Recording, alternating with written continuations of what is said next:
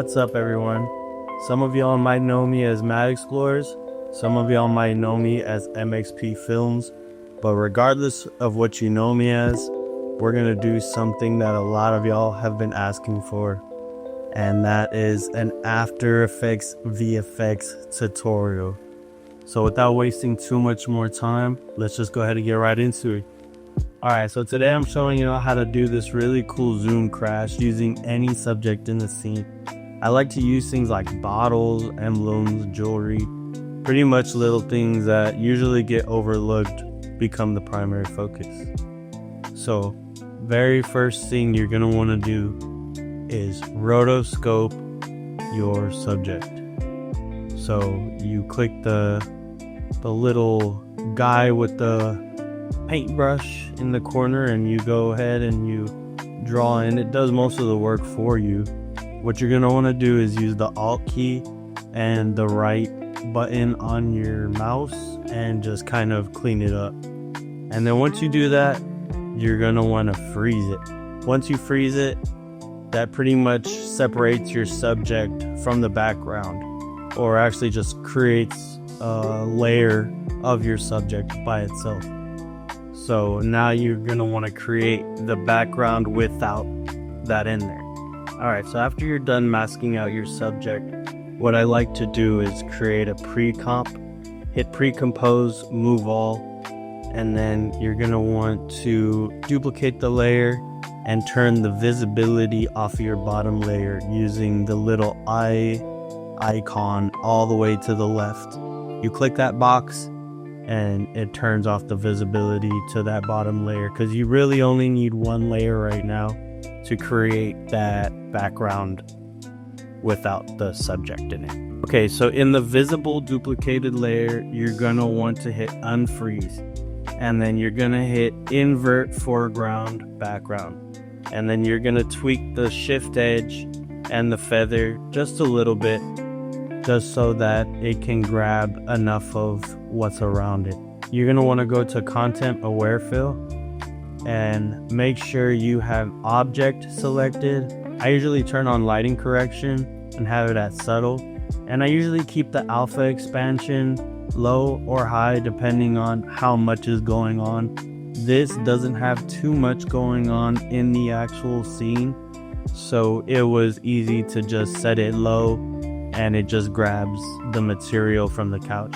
If I set it too wide, it's going to end up grabbing stuff like the blanket on the couch and his clothes. So I keep it nice and small on that alpha expansion number. Once you do that, hit generate fill layer, and that's going to make that fill layer, which will cover up the blank spot that is there now. It usually takes a little minute, so you'll sit there for about maybe 2 to 5 minutes, depending on how fast your computer is. Alright, so once that fill layer finishes generating, you can see it blends the couch perfectly as if the subject was never there. So what you're going to want to do is bring the visibility back onto that bottom layer, which is our subject, bring it to the top above the fill layer and turn on the visibility again.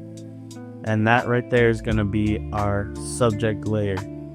So now what you're going to want to do with that subject layer is get it to pop out of its current position and come to the screen.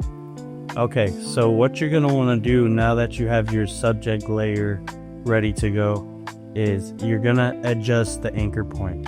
Imagine this as your anchor pretty much. I mean, it's in the name of it.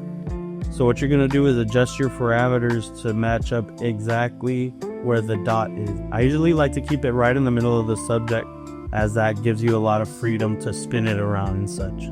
Once you get the anchor point exactly where you need it, you're going to want to match the position parameters exactly to the same numbers of your anchor point. Then you're going to go ahead and keyframe your position, scale, and rotation. Then I like to go all the way towards the end, not exactly the end, but towards the end of my clip.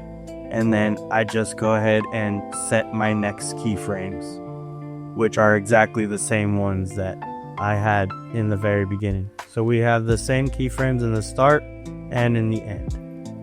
Now that we have those keyframes set, I'm going to want to go in the timeline just a little bit towards the middle, not exactly in the middle.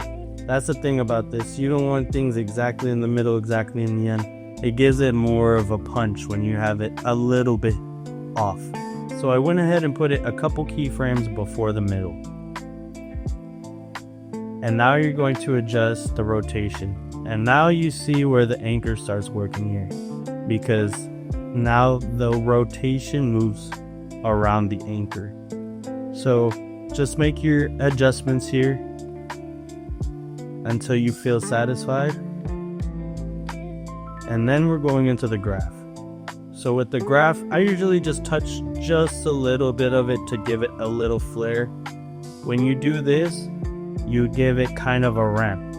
So it goes from slow to fast, especially on the scale right here.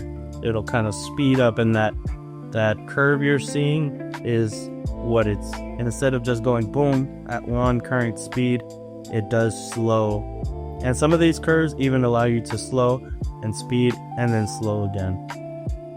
All right, now that we got those curves done, we're gonna go ahead and move on to the next fun part of this. We're gonna go ahead and add a blur to our bottom layer. So let's go ahead and select both of those two bottom layers, and we're gonna make another pre-composition. So we're gonna go into that other pre-comp where we just made the new pre-composition, and we're gonna check it out so far. It's looking pretty good. It's looking pretty good so far. But again, we're gonna add a blur. So let's go ahead and go to our effects panel and type in Gaussian blur. Usually I just type in the first couple letters and it shows up. So I drag it in, and it'll be at 25 when you first drag it in, but you want to set that to 0 and set a keyframe right at the beginning of your clip. And right where you decided to have your subject come up, you're gonna go ahead and adjust that blur. I usually like it somewhere high, between 80, 100, sometimes higher, 150, depending on how close I get the subject to the screen. So again, with the graphs, you're gonna wanna go ahead and do the same thing with the graphs. Graphs help everything look more smooth, in my opinion. All right, we pretty much have it now. Now we have a really cool effect going on. And this, you could pretty much call it quits at this point and have a good effect for your music video, but you know me, we're gonna add just a little bit more to it. So from here, let's go ahead and pre-compose our top layer with our subject. And what we're gonna do is create an echo. So go ahead and type in echo in the effects panel. Go ahead and drag that on there. I usually keep it at 33, that gives enough echoes. So you wanna go into the decay and hit 0.72. That's also a sweet spot for the decay. Once you do that, you're gonna wanna go ahead and set the opacity for it, so it doesn't just appear right in and look unnatural. Go ahead and set the opacity to 100 right where the subject gets close to the screen. Go ahead and go about 10 keyframes back and turn that opacity down to 0 as the effect progresses. All right, let's go ahead and check out our effect and see what it's looking like. All right, guys, that was it. I finally did it. I did a tutorial for you guys. I'll probably be filming another one very soon, so stick around. Subscribe if you haven't yet. Go follow me on Instagram/MXPFilms with the Z. And don't forget to book me for any type of video needs. All right, peace out.